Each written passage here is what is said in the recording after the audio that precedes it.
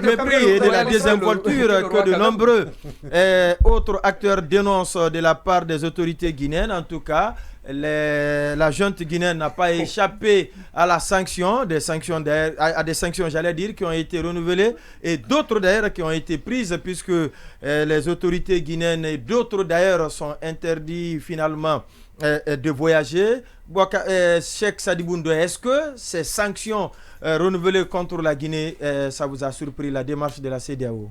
Oui, sauf que ce sont des sanctions de... Sauf que ce sujet lié à la pêche, ce biscuit, on va le transformer en sujet dans l'émission du mercredi pour que tout le monde essaye de comprendre qu'est-ce qui se passe réellement. C'est important. Il ne faut pas qu'on essaie de soulever, on marche dessus. Il faut éclairer l'opinion, c'est important. Oui, alors, justement... Je ne sais pas qu'est-ce que la CEDEAO veut réellement par rapport justement à ces pays, les sanctions. Parce que ce n'est pas la première fois que l'institution sous-régionale prononce des sanctions contre la Guinée, la CEDEAO, encore le Mali.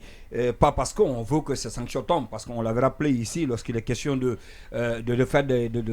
d'annoncer des sanctions sur les autorités. Il y a du fait que les sanctions tombent sur les autorités, mais aussi quand nous prenons le plan économique, les conséquences que cela pourrait engendrer. Alors, je me pose la question, est-ce qu'il y a réellement du sérieux dans ces sanctions? Parce que tout récemment, on se rappelle que les mêmes sanctions avaient été prises par la CEDEAO, notamment l'interdiction de voyager des autorités de la transition, ce qui n'a pas été le cas, ça n'a pas été respecté.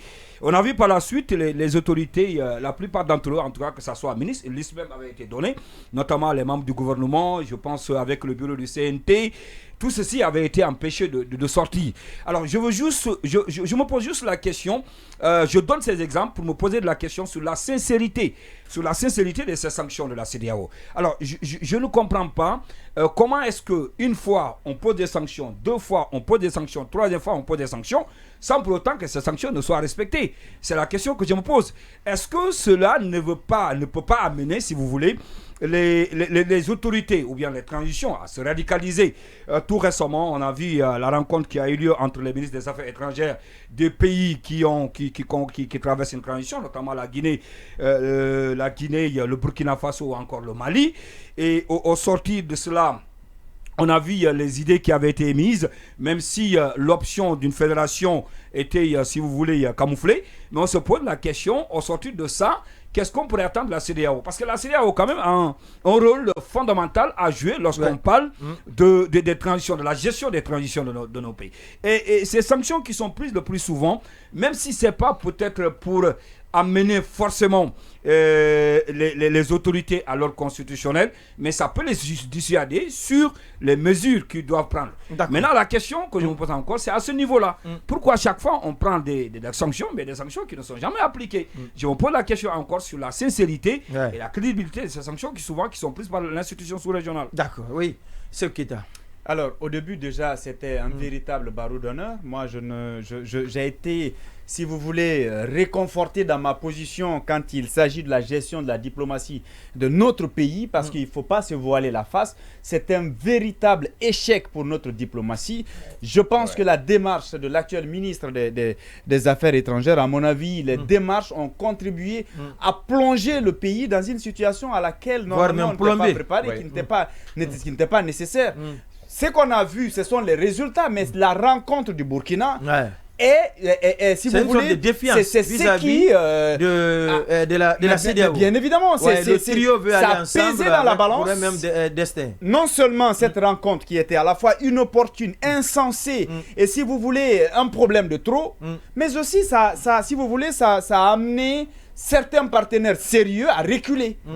La conférence, pour ceux qui se rappellent des premières conférences, Marwan est là, il peut confirmer après le coup d'État. Il y avait qu'un seul pays à l'époque qui soutenait la transition en Guinée et qui a tout fait pour éviter que la Guinée soit sous plusieurs sanctions ou ait des problèmes. Mais aujourd'hui, même ce partenaire est obligé de se rétracter parce que cette idée de se retrouver avec le Mali et le Burkina pour faire front commun, alors qu'il y a des intérêts en jeu, ça a amené certains pays, la France, je vais citer, à aussi revoir sa copie. Et donc, lors de cette réunion, malheureusement, la Guinée a été au centre même des préoccupations. Si vous voyez la conclusion, le Mali et le Burkina, il n'y a pas eu assez de choses à leur dire, sinon que quelques instructions.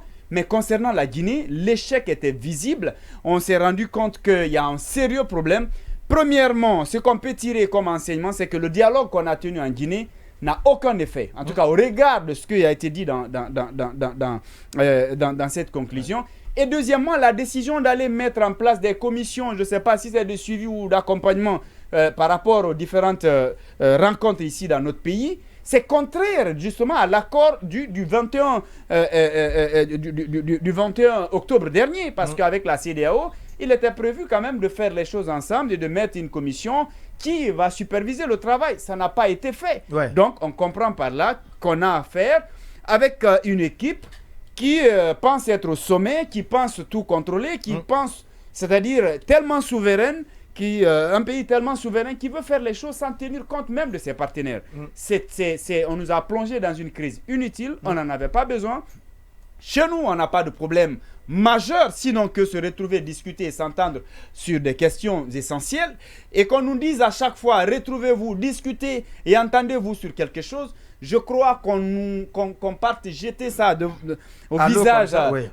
Je pense que c'est vraiment une erreur monumentale. Ouais. On doit revoir notre copie, mais l'allure qu'on est en train de prendre, ça n'aide ni la transition, ni les autorités. Et les sanctions annoncées, je pense que si ça continue comme ça, ça risque justement de s'enliser. Massouma Sogé, votre regard sur ces sanctions infligées contre la Guinée? Alors, moi, je ne comprends pas trop la CEDEAO parce que on a vu que la CEDEAO a essayé d'être très, très diplomatique avec la Guinée. Très clémentement. Ils ont quand même pris leur temps. On a même cru à un moment donné que la Guinée était un peu favorisée parce qu'ils voulaient éviter les erreurs qui avaient été faites avec le Mali. Donc, avec la Guinée, il fallait aller autrement. Et peut-être qu'aujourd'hui, c'est ce qui ne marche pas. C'est ce qui ne donne pas vraiment de résultats. Parce que la Guinée a réussi à obtenir tout ce qu'elle voulait. Elle a réussi à avoir du temps. Le CNRD a réussi à avoir du temps. Un chronogramme de 2 ans comme ils l'ont souhaité. Et après... c'est comme si en fait il y a une certaine liberté qui s'est créée en se disant bon, c'est vrai que la CEDEAO est là, il nous observe, mais on est un peu libre de faire aussi ce qu'on veut. Tout ce que nous demandons, nous obtenons. Nous obtenons. Donc nous allons continuer. Effectivement. Donc ça grossit la confiance au point d'aller voir les autres, de se dire voilà, c'est nous qui sommes à peu près dans la même situation. Peut-être qu'ensemble on peut créer quelque chose de nouveau. Et la CEDEAO commence à se voir un peu mise de côté. Donc, à un moment donné, il faut réagir avec des sanctions telles. Après, est-ce que ces sanctions-là sont vraiment nécessaires? Je ne suis pas forcément de ce point de vue parce que interdire que des membres du gouvernement, par exemple, ne puissent pas voyager, est-ce que c'est vraiment ce type de sanctions aujourd'hui qui peut faire basculer les choses? Je pense que la CEDEAO a fait un faux pas dès le départ en voulant être docile et que maintenant ils ont envie de rattraper les choses. Je ne dirais pas que c'est trop tard, mais je suis très, très perplexe par rapport aux actions qu'ils sont en train de mettre en place. Après, qu'est-ce qui va se passer? Je suis sûr que la Guinée peut encore se ranger, faire encore bonne figure et les choses peuvent encore revenir au statu quo où elles étaient. Donc pour moi, il n'y a rien d'alarmant honnêtement et je ne vois rien qui me fait peur. C'est la première fois quand même qu'on interdise aux autorités de voyager. Oui, c'est vrai. C'est la première fois. Ça m'a surpris, mais ça ne m'inquiète pas tant que ça. C'est des sanctions de plus. Oui, c'est une sanction de plus, mais est-ce que les membres du gouvernement aujourd'hui, est-ce que c'est quelque chose qui les affecte tant que ça? Si déjà les autorités du CNRD, effectivement, le colonel Amara Kamara avait dit qu'ils n'avaient pas besoin de se déplacer, même si on les a vus du côté de la Côte d'Ivoire, mais également de la Sierra Leone, donc, de Burkina également. Oui. Les sanctions, c'est bien, mais ça dépend de ce qui va se passer après. Oui, Habib Marwan. Oui, vous savez, d'abord... ça a été un échec, comme l'a rappelé tout à l'heure Sékou, pour notre diplomatie, un échec cuisant pour Maurice Sanda. Aujourd'hui, le premier patron de la diplomatie, c'est bien le président. Voilà. Mais on sait que donc quand on doit parler d'échec cuisant, peut-être que c'est pour le président de la transition. Il a nommé les civils pour ça. Diplomatie. Il y a ce qu'on appelle le pouvoir délégataire pour ceux qui sont dans les arcanes de la démocratie et de la diplomatie. On parle du ministre des Affaires étrangères qui reçoit quand même ce pouvoir du chef de l'État pour agir en son nom. Donc, et le ministre de la Défense aussi, qui peut aussi avoir ce pouvoir plénipotentiaire du chef de l'État. Donc, au-delà même de cette question de responsabilité, moi je voudrais revenir sur ce qui a l'aspect favorisant ou le moteur même qui a déclenché certainement cette colère de la CEDEAO. Il y a deux éléments essentiels. Premièrement, c'est l'apparition inopportune, insensée, et voire même, je ne sais pas quel est le qualificatif. Inapproprié? Non, inapproprié, insensé, inopportune.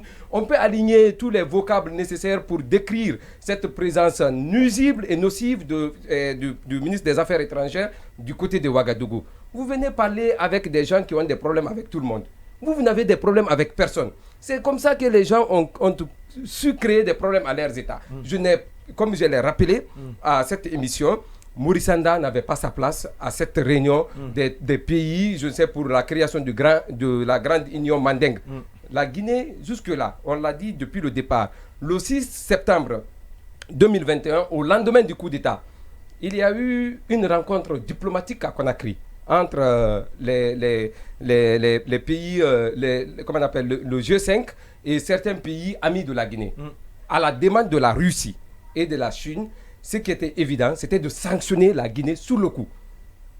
Il y a eu ce travail, mais il y a eu un seul pays qui s'est opposé. C'était la France. Je peux même donner le lieu où il y a eu cette rencontre.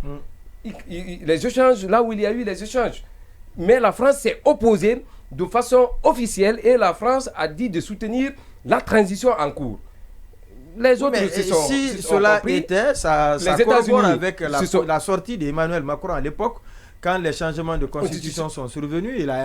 Il a tant bien que mal soutenu et expliqué, justifié même le changement de la constitution du côté de la Côte d'Ivoire. Il a estimé que cela pouvait être compris parce qu'il y a le défunt de Ouattara qui était décédé, Gon Coulibaly, alors qu'en Guinée, il n'a pas compris pourquoi Alpha Condé a changé. Donc c'est pourquoi même la France ne change pas une constitution pour une personne. Pour une personne, justement. Voilà. On ne taille pas une constitution. La constitution, elle est impersonnelle. La constitution est impersonnelle. Non, c'était pas. Elle reposait sur des intérêts. Et donc sur la Guinée est quand même c'est quand même ce foyer d'intérêt pour la France. Donc la France a marqué son opposition aux sanctions qui étaient proposées par ces grandes puissances. Ça, c'était le 6 septembre 2021. Après tout ce temps, on a vu notre transition, mal à rappeler tout à l'heure. On était ce bébé gâté, ce bon exemple, et puis cet enfant soyez, chéri, chuchoté par la communauté internationale. Et paf, on voit un ministre des Affaires étrangères qui est loin. Je me dis que, d'abord, tu sais, quelle que soit la description qu'on fera de ça... Vous pensez que le problème, c'est lui? Tout le problème.